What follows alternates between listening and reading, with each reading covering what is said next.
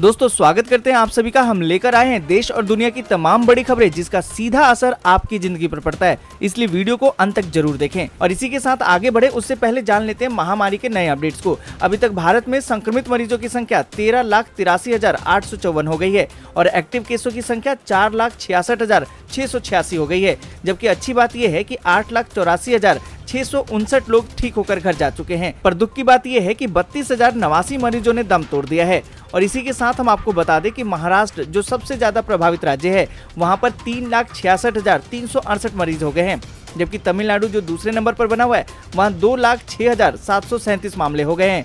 दिल्ली अभी तीसरे नंबर पर है जहां पर 1,29,531 मामले हो गए हैं। वहीं कर्नाटक चौथे नंबर पर बना हुआ है जहां 90,942 मामले हो गए हैं। और दोस्तों इसी के साथ बढ़ते हैं आज की पहली और बड़ी खबर की तरफ। आज की पहली और बड़ी खबर जो निकल कर आ रही है, अशोक गहलोत बोले जरूरत पड़ी तो राष्ट्रपति से मिलेंगे, पीएम के घर बाहर करेंगे प्रदर्शन। दोस्तों आपको बता दें कि राजस्थान कांग्रेस में जारी घमासान के बीच आज जयपुर के होटल फेयरमाउंट में कांग्रेस विधायक दल की बैठक हुई। इस बैठक में राजस्थान के मुख्यमंत्री अशोक गहलोत ने कहा कि अगर जरूरत पड़ी तो हम राष्ट्रपति से मिलने राष्ट्रपति भवन जाएंगे और अगर जरूरी हुआ तो प्रधानमंत्री आवास के बाहर भी विरोध प्रदर्शन करेंगे। जी दोस्तों आपको बता दें कि इससे पहले शुक्रवार को कांग्रेस और उसके समर्थक विधायकों का राजभवन में धरना दिया। दोस्तों आपको बता दें कि ये विधायक विधानसभा का सत्र बुलाने का सामूहिक आग्रह करने के लिए राज्यपाल से मिलने गए थे। उसके बाद ये वहां धरने पर बैठ गए। राज्यपाल ने कांग्रेस विधायकों को आश्वस्त किया कि वह इस मामले में बिना किसी दबाव और द्वेष के संविधान का अनुपालन करेंगे। आपको बता दें कि राज्य के चिकित्सा मंत्री रघु शर्मा ने संवाददाताओं को बताया कि राज्यपाल मिश्र ने विधानसभा सत्र को लेकर कुछ सवाल पूछे हैं। मंत्रिमंडल उन पर विचार करके राज्यपाल को जवाब भिजवाएगा। शर्मा ने कहा कि राज्यपाल संवैधानिक प्रमुख हैं और उनका पूरा सम्मान है। जिस तरह से उन्होंने आश्वस्त किया है, हमें उनकी मंशा पर कोई संदेह नहीं करना चाहिए। दोस्तों आगे बढ़ें उससे पहले वीडियो को लाइक और शेयर जरूर कर दें। अगर अभी तक आपने चैनल को सब्सक्राइब नहीं किया है तो सब्सक्राइब करें, बेल के आइकन को दबाएं, ऑल नोटिफिकेशन को जरूर ऑन करें। और इसी के साथ बढ़ते हैं अगली बड़ी खबर की तरफ। अगली बड़ी खबर जो निकल कर आ रही है, 31 जुलाई तक निपटा ले ये जरूरी काम, बच सकते हैं आपके हजारों रुपए। दोस्तों आपको बता दें कि अगर आप पिछले फाइनेंशियल ईयर 2019-20 का टैक्स बचाने के लिए सुकन्या समृद्धि योजना में निवेश करना चाहते हैं तो 31 जुलाई तक कर सकते हैं। महामारी के कारण नौकरी पेशा के लिए टैक्स संबंधी कामों की डेडलाइन आगे बढ़ा दी गई है। इनमें सबसे जरूरी टैक्स सेविंग इन्वेस्टमेंट में निवेश करने की डेडलाइन है। ये 30 जून से बढ़ाकर 31 जुलाई कर दी गई है। इसके साथ ही सीबीडीटी ने रिटर्न फाइल करने की अंतिम तारीख को भी 30 नवंबर कर दिया है। आपको बता दें कि मिडिल क्लास को राहत देने के लिए सेल्फ असेसमेंट टैक्स भुगतान की तारीख को 30 नवंबर 2020 तक बढ़ा दिया गया है। सेल्फ असेसमेंट टैक्स में जिन टैक्स पेयर की लायबिलिटीज 1 लाख रुपए तक है, उनके लिए ये समय सीमा बढ़ाई गई है। हालांकि ब्याज छूट उन मामलों तक ही सीमित है जहां टैक्स लायबिलिटीज 1 लाख से कम है। पैन कार्ड को आधार से लिंक करने की आखिरी तारीख को भी 31 मार्च 2021 तक बढ़ा दिया गया है। दोस्तों अगर आपने ये सारे काम नहीं किए हैं तो इन्हें जल्दी से करवा लीजिए क्योंकि आखिरी तारीख आने वाली है। और इसी के साथ दोस्तों बढ़ते हैं अगली बड़ी खबर की तरफ। अगली बड़ी खबर जो निकल कर आ रही है कि अब राशन बांटने के साथ कार्ड भी बनवाएंगे कोटेदार। दोस्तों आपको बता दें कि गरीब तबके के लोगों को अब राशन कार्ड के लिए लंबी दौड़ नहीं लगानी होगी। एक क्लिक से ही राशन कार्ड का आवेदन हो जाएगा। पंचायतों में तैनात कोटेदार राशन बांटने के साथ अब राशन कार्ड बनवाने का काम भी करेंगे। ऑनलाइन प्रक्रिया के पैटर्न पर राशन कार्ड आने वाले हैं। अब राशन कार्ड बनाने में धांधली भी कम होगी। दोस्तों आपको बता दें कि काशीपुर के अंदर 33 ग्राम पंचायतें हैं। इन पंचायतों में रहने वाले लोगों को सुविधा देने के लिए अब राशन कार्ड की प्रक्रिया को ऑनलाइन किया जा रहा है। इसमें पोर्टल पर ही लोगों का आवेदन होगा। इसके बाद राशन कार्ड भी एटीएम की तरह बनकर आ जाएगा। खास बात यह है कि पहले इस काम का जिम्मा सीएससी केंद्रों को दिया जा रहा था, लेकिन अब सीएससी केंद्रों का लोड खत्म करने के लिए कोटेदारों का इसका जिम्मा सौंपा जाएगा। अपने अपने क्षेत्रों में जहां लोग राशन लेने जाते हैं वहीं पर उनको ये सुविधा उपलब्ध होगी। और इसी के साथ दोस्तों आपको बता दें कि हल्द्वानी विकास खंड के करीबन 30,000 राशन उपभोक्ताओं के लिए एक अच्छी खबर है। अब वे राशन की दुकान से अपना जून माह का कोटा ले सकेंगे। आपको बता दें कि दरअसल हल्द्वानी विकास खंड के उपभोक्ताओं को जून माह का सरकारी राशन नहीं मिल सका था। जून में उन्हें जुलाई का राशन एडवांस में दिया गया था। खाद्य आपूर्ति विभाग के अफसरों ने बताया कि जिले भर के लिए जून माह के कोटे का राशन बेहद कम मिला था, जिसके चलते जिले के अन्य विकास खंड में उपभोक्ताओं को जून का कोटा पहले देने का निर्णय लिया गया था। और दोस्तों इसी के साथ बढ़ते हैं अगली बड़ी खबर की तरफ। अगली बड़ी खबर जो निकल कर आ रही है कि अब दूरदर्शन पर लगेंगी पॉलिटेक्निक की कक्षाएं। छात्र जाने कब से शुरू हो रही है क्लास। दोस्तों आपको बता दें कि महामारी संक्रमण के कारण स्कूल और कॉलेज सहित सभी शैक्षणिक संस्थान लगभग पिछले 3 महीने से बंद चल रहे हैं। हालांकि पढ़ाई को सुचारू रूप से संचालित करने के लिए ऑनलाइन कक्षाओं का सहारा लिया जा रहा है। वहीं इसी कड़ी में अब यूपी में स्थित पॉलिटेक्निक संस्थान ने एक और पहल की है। दोस्तों आपको बता दें कि संस्थान अब दूरदर्शन के स्वयं प्रभा चैनल के माध्यम से पढ़ाई करवाएगा। दोस्तों आपको बता दें कि ये कक्षाएं 26 जुलाई से शुरू हो रही हैं, जो 8 अगस्त तक चलेंगी। कक्षाओं का प्रसारण आज से शाम 6 बजे से आयोजित किया जाएगा। इस दौरान कुल 56 टॉपिक प्रसारित होंगे। इसमें सभी सेमेस्टर के छात्र शामिल होंगे और विभिन्न विषयों के जरूरी टॉपिक से संबंधित पढ़ाई करवाई जाएगी।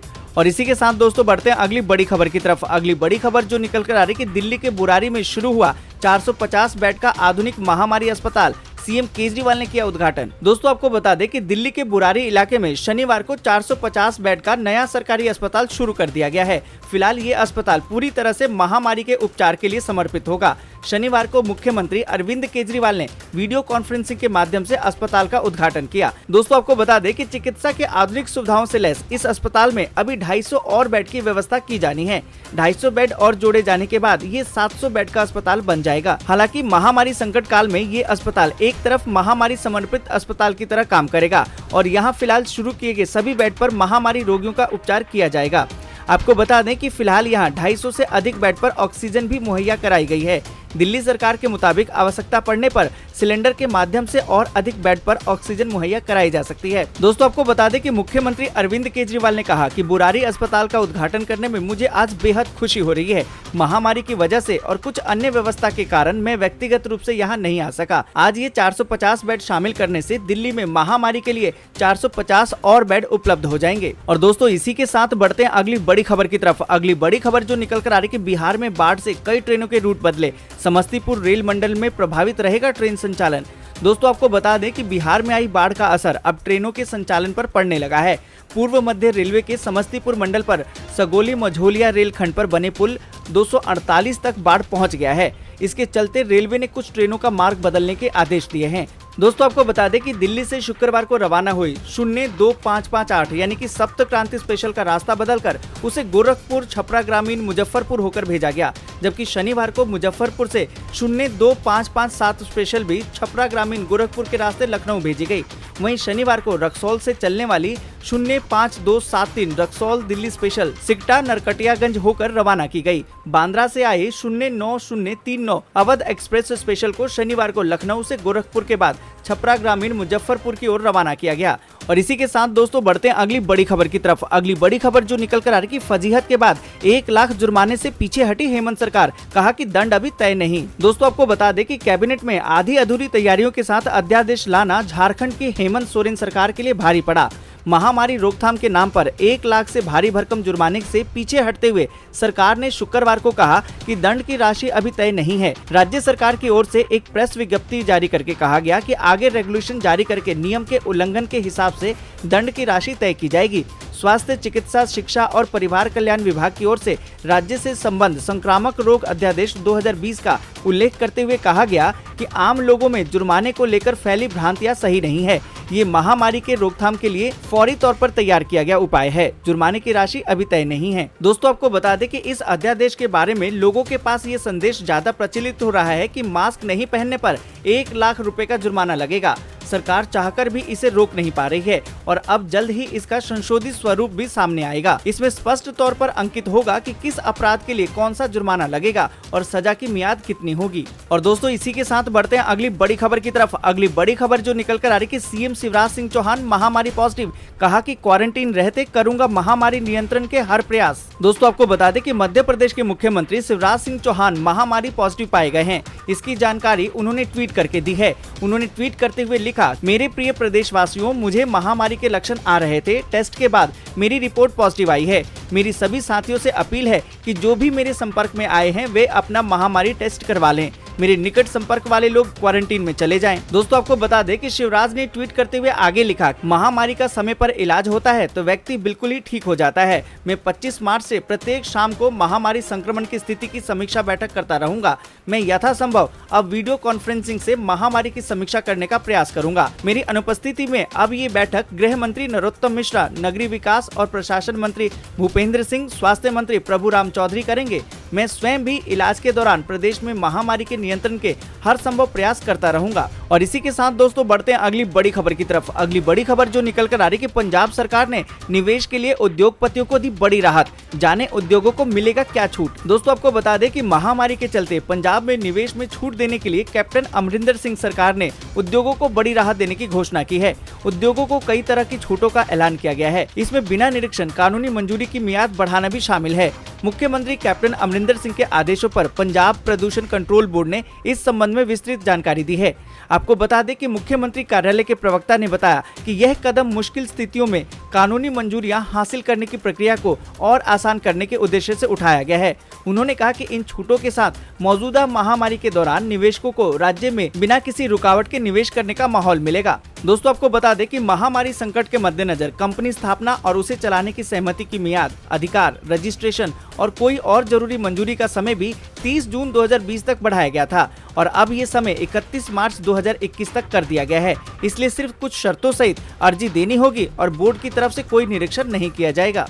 और दोस्तों इसी के साथ बढ़ते हैं अगली बड़ी खबर की तरफ। अगली बड़ी खबर जो निकल कर आ रही कि बिहार चुनाव की तैयारियां पूरी, चुनाव आयोग की पाबंदियां फीका कर सकती हैं चुनावी माहौल। दोस्तों आपको बता दें कि बिहार एक महामारी के बीच विधानसभा चुनाव देखने वाले पहले राज्य के रूप में रिकॉर्ड बुक में जगह बनाने के लिए पूरी तरह से तैयार है। चुनाव में मतदाताओं की ज्यादा भागीदारी सुनिश्चित करने और उम्मीदवारों को और मतदाताओं के बीच संतुलन बनाने के काम को लेकर सोशल डिस्टेंसिंग प्रोटोकॉल का पालन कराने के लिए चुनाव आयोग ने प्रतिक्रिया और सुझावों के आधार पर विस्तृत दिशा निर्देश जारी कर दिए हैं। आपको बता दें कि चुनाव आयोग के दिशा निर्देशों में से कुछ अगर बिहार विधानसभा के चुनाव प्रचार के अंतिम क्या करें और क्या न करें का हिस्सा बन जाते हैं तो चुनाव के दौरान होने वाली मेगा रैलियों की महान भारतीय परंपरा को लोग बस याद ही करते रह जाएंगे। इसके अलावा मतदान केंद्रों पर लंबी घुमावदार कतारों के दिलकश नज़ारे भी शायद ही देखने को मिले। आपको बता दें कि इससे पहले 2015 में बिहार विधानसभा चुनाव हुआ था। उसमें 7.18 करोड़ मतदाता थे और लगभग 57% ने मतदान किया था। राजनीतिक रूप से काफी जागरूक राज्य में बड़ी मात्रा में वोटों को देखते हुए चुनाव आयोग चुनाव प्रचार और मतदान के दौरान सामाजिक दूरी सुनिश्चित करने के तरीके के महत्वपूर्ण दिशा निर्देश जारी कर रहा है। दोस्तों आपको बता दें कि चुनाव आयोग ने सुझाव दिए हैं कि चुनाव प्रचार करते समय या बड़ी जनसभा में शामिल होने पर मास्क पहनना अनिवार्य होगा। हर हाल में सोशल डिस्टेंसिंग बनाए रखना होगा। धार्मिक स्थान सहित बड़े सार्वजनिक समारोहों पर प्रतिबंध रहेगा। भीड़ इकट्ठा होने वाली जगहों पर थर्मल स्क्रीनिंग और सैनिटाइजेशन का होना अनिवार्य होगा। प्रति बूथ मतदाताओं की संख्या कम की जाएगी। सोशल डिस्टेंसिंग को बनाए रखने के लिए बूथ के बाहर मार्किंग की जाएगी। दोस्तों आपको बता दें कि बिहार चुनाव के लिए चुनाव आयोग ने प्रत्येक बूथ पर मतदाताओं की संख्या तय करने, पीपीई किट के साथ चुनाव अधिकारी प्रदान करने, बटन दबाने के लिए टूथपिक या फिर ग्लव्स का उपयोग करने और मतदाताओं के लिए बूथ के बाहर मार्किंग आदि पर विचार कर रहा है। और दोस्तों इसी के साथ बढ़ते हैं आगे और जानते हैं मौसम के ताजा अपडेट को। आपको बता दें कि देश के कई इलाकों में 12 से 18 घंटे तेज बारिश की संभावना। मुंबई में हाई अलर्ट। दोस्तों आपको बता दें कि देश में मानसून आ चुका है और अपने साथ कुछ जगहों पर तबाही भी मचा चुका है। देश के कई राज्यों में तेज बारिश के साथ आंधी तूफान की खबरें आ रही हैं। असम में बारिश का कहर इतना बरपा कि वहां बाढ़ आ गई है और हालात बहुत ज्यादा खराब हो गए हैं। इसके अलावा बिहार में ज्यादा बारिश से बाढ़ आ गई है। असम और बिहार समेत 20 राज्यों में आपदा प्रबंधन बल ने 122 एनडीआरएफ की टीमों को तैनात कर दिया है। भारतीय मौसम विभाग ने चेतावनी दी है कि अगले 12 से 18 घंटों में देश के कई राज्यों में भारी बारिश हो सकती है और आकाशीय बिजली चमकने और तेज हवाओं के चलने की भी संभावना है। वहीं मुंबई में हाई टाइड का अलर्ट जारी कर दिया गया है। दोस्तों आपको बता दें कि पश्चिम बंगाल, पूर्वोत्तर भारत, झारखंड, छत्तीसगढ़, दक्षिण मध्य प्रदेश, विदर्भ और मराठवाड़ा में हल्की से मध्यम बारिश हो सकती है। कर्नाटक, अंडमान और निकोबार, कोंकण, गोवा, गुजरात, दक्षिणी पूर्वी और उत्तरी राजस्थान, हरियाणा, पंजाब और दिल्ली में 1-2 जगहों पर हल्की से मध्यम बारिश पड़ने की संभावना है। आपको बता दें कि पश्चिमी हिमालय, उत्तर प्रदेश, उड़ीसा, उत्तरी तटीय आंध्र प्रदेश में हल्की से मध्यम बारिश पड़ने की संभावना है। वहीं 1-2 स्थानों पर तेज बारिश भी हो सकती है। केरल, तटीय कर्नाटक, तेलंगाना के कुछ इलाकों में भी हल्की से मध्यम बारिश पड़ सकती है। और दोस्तों इसी के साथ बढ़ते हैं अगली बड़ी खबर की तरफ। अगली बड़ी खबर जो निकल कर आ रही है कि श्रमिक ट्रेनों से कमाई के आरोप पर पीयूष गोयल का राहुल को जवाब, सोनिया जी के वादे का क्या हुआ। दोस्तों आपको बता दें कि लॉकडाउन के चलते देश के विभिन्न हिस्सों में फंसे हुए प्रवासी कामगारों को उनके घरों तक पहुंचाने के लिए चलाई गई श्रमिक स्पेशल ट्रेनें अब बंद हो गई हैं, लेकिन इन ट्रेनों को लेकर सियासत अब भी जारी है। पूर्व कांग्रेस अध्यक्ष राहुल गांधी ने सरकार पर लॉकडाउन में भी लाभ कमाने का आरोप लगाया। रेल मंत्री पीयूष गोयल ने पलटवार करते हुए कहा कि देश को लूटने वाले ही सब्सिडी को लाभ बता सकते हैं। दोस्तों आपको बता दें कि पीयूष गोयल ने राहुल गांधी के ट्वीट का जवाब देते हुए लिखा कि देश को लूटने वाले ही सब्सिडी को मुनाफा बता सकते हैं। रेलवे ने राज्य सरकारों से ली गई राशि से कहीं अधिक पैसा श्रमिक ट्रेनों को चलाने में लगाया है। अब लोग पूछ रहे हैं कि सोनिया जी के टिकटों के पैसे देने का वादे का क्या हुआ। दोस्तों आपको बता दें कि इससे पहले राहुल गांधी ने श्रमिक स्पेशल ट्रेनों से हुई कमाई का दावा करने वाली एक खबर को टैग करते हुए सरकार पर निशाना साधा। उन्होंने ट्वीट किया कि बीमारी के बादल छाए हैं, लोग मुसीबत में हैं, लेकिन गरीब विरोधी सरकार आपदा को मुनाफे में बदलने में लगी है। कांग्रेस नेता ने जो खबर शेयर की उसके मुताबिक महामारी के वक्त में भारतीय रेलवे ने श्रमिक स्पेशल ट्रेनों से 428 करोड़ रुपए की कमाई की है। और इसी के साथ दोस्तों बढ़ते हैं अगली बड़ी खबर की तरफ। अगली बड़ी खबर जो निकल कर आ रही कि प्रियंका गांधी ने सीएम योगी को लिखा पत्र, सुझाए महामारी संकट से निपटने के कई कदम। दोस्तों आपको बता दें कि उत्तर प्रदेश में गंभीर होती जा रही महामारी की समस्या पर कांग्रेस महासचिव प्रियंका गांधी वाड्रा ने सीएम योगी आदित्यनाथ को पत्र लिखकर सुझाव दिए हैं। बिगड़ती कानून व्यवस्था को लेकर योगी सरकार पर हमलावर रहने वाली प्रियंका ने कहा कि राज्य में महामारी की स्थिति गंभीर है, ऐसे में प्रचार से मुकाबला नहीं किया जा सकेगा बल्कि प्रभावी कदम उठाने होंगे। पत्र में प्रियंका ने कहा कि उत्तर प्रदेश में शुक्रवार को महामारी के 2500 मामले सामने आए और लगभग सभी महानगरों में महामारी मामलों की बाढ़ सी आ गई है। अब तो गांव देहात भी इससे अछूते नहीं हैं। साफ प्रतीत होता है कि आपकी सरकार ने नो टेस्ट नो महामारी को मंत्र मानकर ही कम संख्या में जांच की नीति अपना रखी है। उन्होंने कहा कि अब एकदम से महामारी मामलों के विस्फोट की स्थिति है। जब तक कि पारदर्शी तरीके से जांच की संख्या नहीं बढ़ाई जाएगी तब तक मुकाबला अधूरा रहेगा और स्थिति और भी भयावह हो सकती है। प्रियंका ने दावा किया कि पृथकवास केंद्रों और अस्पतालों की स्थिति बड़ी दयनीय है। कई जगह की स्थिति इतनी खराब है कि लोग महामारी से नहीं बल्कि सरकार की व्यवस्था से डर रहे हैं। इसी कारण लोग जांच के लिए सामने नहीं आ रहे। ये सरकार की बड़ी विफलता है। महामारी का डर दिखाकर पूरे तंत्र में भ्रष्टाचार ही पनप रहा है, जिस पर अगर समय रहते लगाम न लगाई गई तो महामारी से मुकाबला विपदा में बदल जाएगा। और दोस्तों इसी के साथ बढ़ते हैं अगली बड़ी खबर की तरफ। अगली बड़ी खबर जो निकल कर आ रही कि बीजेपी नेता ने दिया राहुल गांधी को जवाब, याद दिलाई इमरजेंसी। दोस्तों आपको बता दें कि राजस्थान में सियासी खींचतान पूरे जोर पर है। राज्य की दो प्रमुख पार्टियां कांग्रेस और बीजेपी सचिन पायलट की बगावत और गहलोत सरकार पर मंडरा रहे संकट के बीच आमने सामने हैं। दोनों ही पार्टियों के नेताओं के बीच बयानबाजी भी जमकर हो रही है। कांग्रेस एक और जहां इस पूरे घटनाक्रम को बीजेपी की साजिश साबित करने की कोशिश में है, वहीं बीजेपी इसे कांग्रेस का अंदरूनी विवाद ठहराने में लगी हुई है। आपको बता दें कि शुक्रवार को कांग्रेस के पूर्व अध्यक्ष राहुल गांधी ने राजस्थान में चल रहे सियासी ड्रामे पर अपनी प्रतिक्रिया जाहिर की, लेकिन उसके बाद ही राजस्थान बीजेपी के प्रदेश अध्यक्ष डॉक्टर सतीश पूनिया ने पलटवार कर दिया। पूनिया ने राहुल गांधी को आपातकाल की बातें याद करने के साथ साथ 51 बार संविधान के अनुच्छेद 356 का इस्तेमाल करके राज्य सरकारों को बर्खास्त करने का इतिहास भी याद दिलाया। दोस्तों आपको बता दें कि सतीश पूनिया ने अपने ट्वीट में राहुल गांधी को जवाब देते हुए लिखा, देर से भी आए और दुरुस्त भी नहीं। महाशय राहुल गांधी जी लंका लूटने के कगार पर है। ये भी अच्छी याद दिलाई, थोड़ा 1975 का आपातकाल और 91 बार अनुच्छेद 356 के दुरुपयोग का इतिहास भी पढ़ लेते। लोकतंत्र और संविधान पर नैतिक अधिकार कांग्रेस ने नेहरू जी के जमाने में ही खो दिया था। और दोस्तों इसी के साथ बढ़ते हैं अगली बड़ी खबर की तरफ। अगली बड़ी खबर जो निकल कर आ रही है कि अपने विधायकों को संभाल न पाने की वजह से मध्य प्रदेश में कमजोर हो गई बसपा। दोस्तों आपको बता दें कि देश की 36 साल पुरानी बहुजन समाज पार्टी ने उत्तर प्रदेश के बाद राजस्थान, छत्तीसगढ़, हरियाणा, झारखंड, कर्नाटक विधानसभा में भी अपनी उपस्थिति दर्ज कराई है।